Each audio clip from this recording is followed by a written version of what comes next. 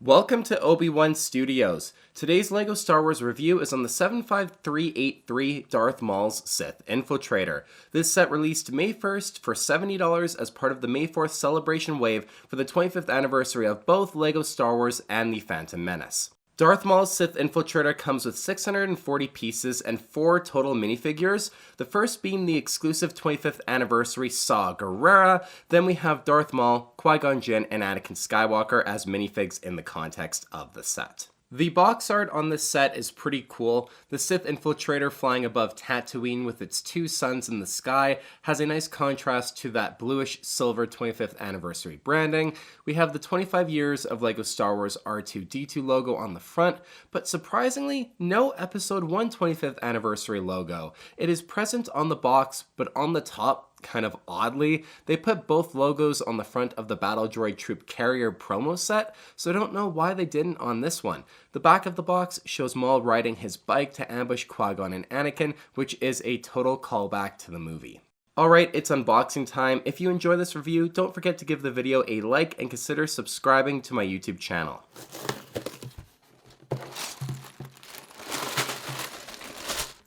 Inside the box, we have the instructions manual, no sticker sheet with this set surprisingly, and then 7 numbered bags. Starting off with our minifigs first, we have our 25th Anniversary Saw Gurerra, and right away I want to address the main complaint I've seen with him being the green color. Honestly though, looking at the source material, I don't think this dark green was that bad of a choice. I feel like people would have been unhappy no matter what color he was done in. Like if he was sand blue or dark blue, none of those colors are 100% accurate either. So I personally think the dark green works fine enough. Saw comes with 2 face prints and they both look really great. I think they absolutely nailed his look right down to the little patches of gray in his beard.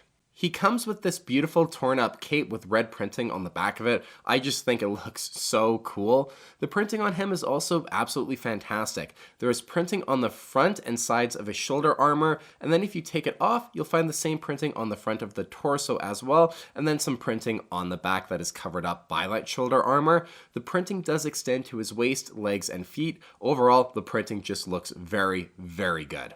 As Saw Gurerra is a 25th anniversary minifigure, he comes with the stand with the printed 25 years of LEGO Star Wars logo on it.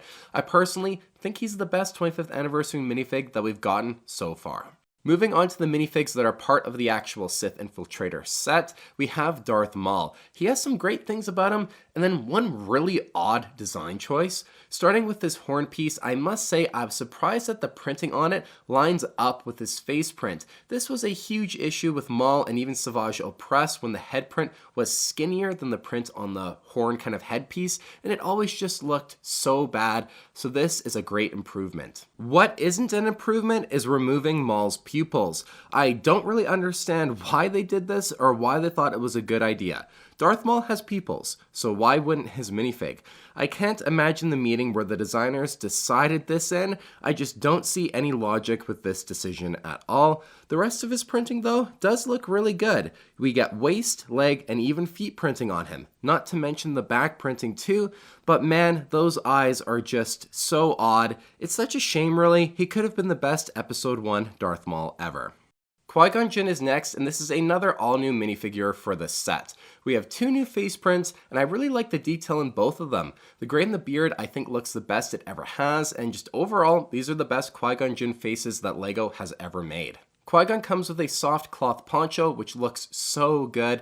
Taking it off to see the detailing of his body print, I think the Jedi robes are very nice, and I'm pleasantly surprised to say that the usual skin color mismatch on the body print is pretty much fixed. It's not perfect, but it looks so much better compared to older Qui-Gons. His back printing is pretty nice as well. Now, what the big issue with this Qui-Gon is, and it's been one for Qui-Gon Jinn minifigs for a long time now, is the printing on his legs. The tan of his robes is essentially gray in color since it's printed on the dark brown of his legs.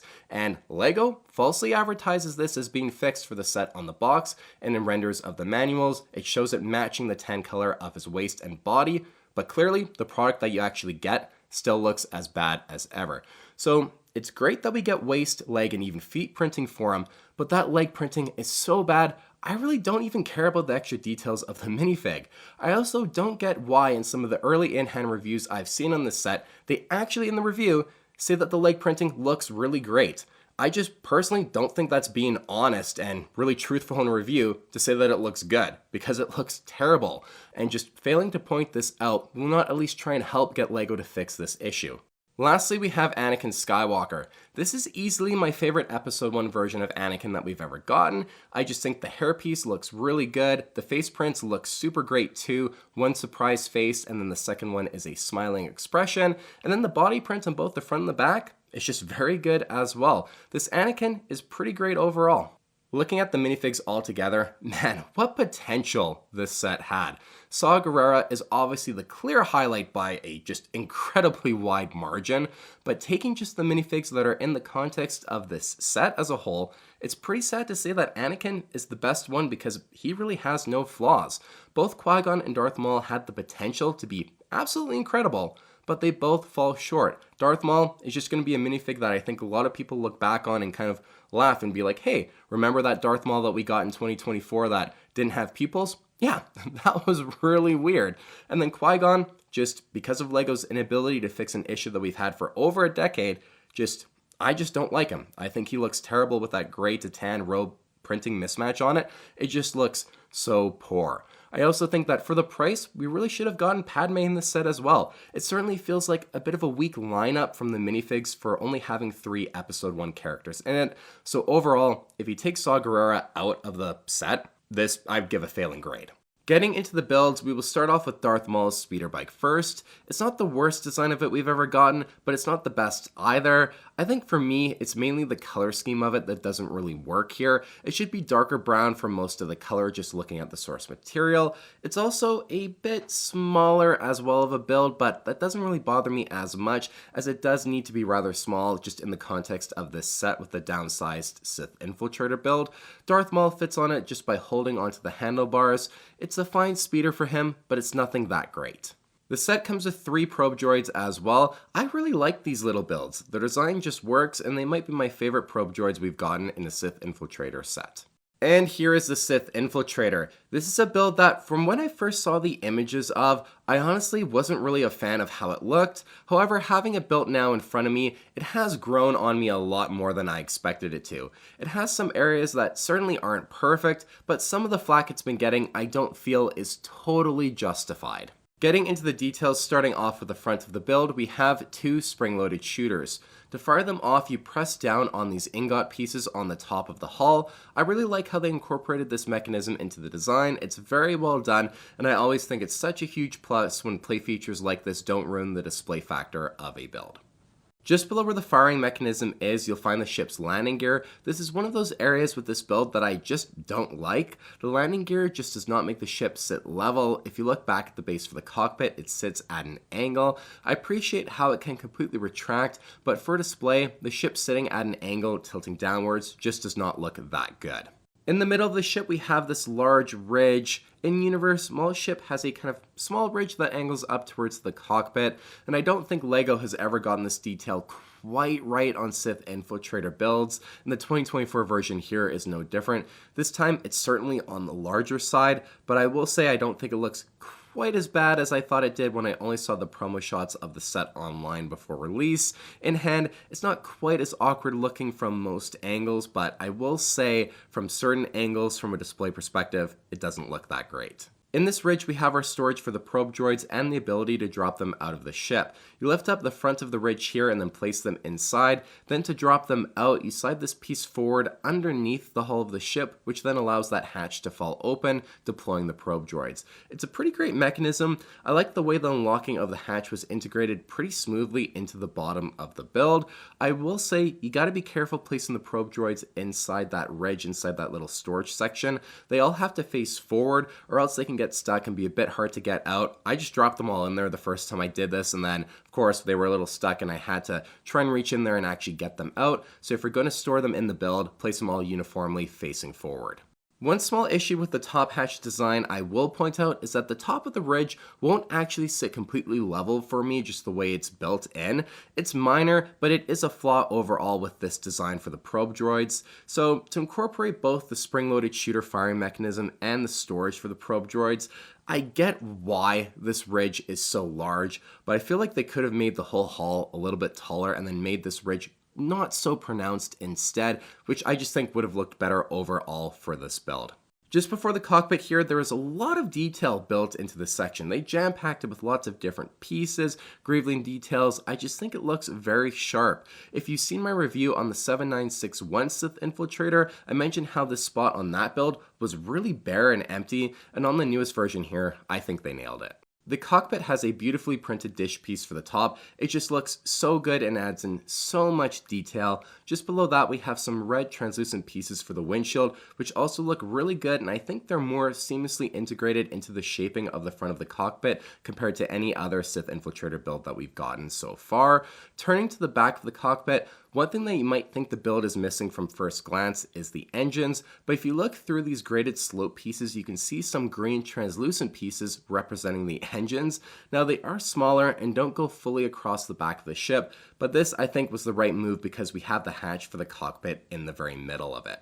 To access the cockpit's interior, you just pull this whole back hatch down, lift up the printed dish piece on the top, and then move these rear curved pieces to the side for full access. Inside there is a printed control panel, and then room to fit Maul's speeder bike inside like we've come to expect with all LEGO Sith Infiltrator builds. Maul and his bike fit in there just nice and snug, and then finally, as far as the interior of the cockpit is concerned, you can store his lightsaber on the clips just so you don't lose it. One thing I will say about the Sith Infiltrator is that I really like the design of the wings. They nailed the flat round parts of the wings here with all of these smooth curved plates. The S-foils look really great too. They aren't evenly shaped, but I really like the look this creates. You can open them up more for when the ship is in flight and then close them down for when it's landed. Overall, I think they look really good. One thing that I think is kind of weird, however, is these bracket pieces that just sit on the underside. Their purpose is to keep the bottom S-foils folded at the proper angle when the ship's landed, but I really just don't think they were necessary at all, and looking at the ship from certain angles, they just look really out of place and just don't look that great. Now, I certainly do not think we needed another Sith Infiltrator. In fact, I think it was a rather safe and boring choice by LEGO for the 25th anniversary of the Phantom Menace, but with that said, it's a pretty good build. The ship is fairly thoughtfully designed, for the most part, save for that slope landing position and really that top ridge. The main draw with this set though, and the real reason to purchase it, is that Saw Gurerra Minifig. He is brilliant and so far I think in contention for the best LEGO Star Wars minifig of 2024. However, if you take Saw away, the minifigs in this set, I'd give maybe a score of 4.5 out of 10, a failing grade. We needed Padme in the set for better value, Maul needed pupils, and we needed LEGO to fix a decade-old issue to give us good printing for Qui-Gon's legs. So with that all said, I don't recommend rushing out to buy this set. I'd wait for it to go on sale and then you can pick it up to get that Saw Gurerra minifig. I just personally don't think this set is worth paying full retail price for. Thank you for watching my review on the 75383 25th anniversary Darth Maul's Sith Infiltrator. As always, let me know your thoughts on this set in the comments down below. Like this video if you enjoyed it, and check out my YouTube channel for more LEGO Star Wars reviews.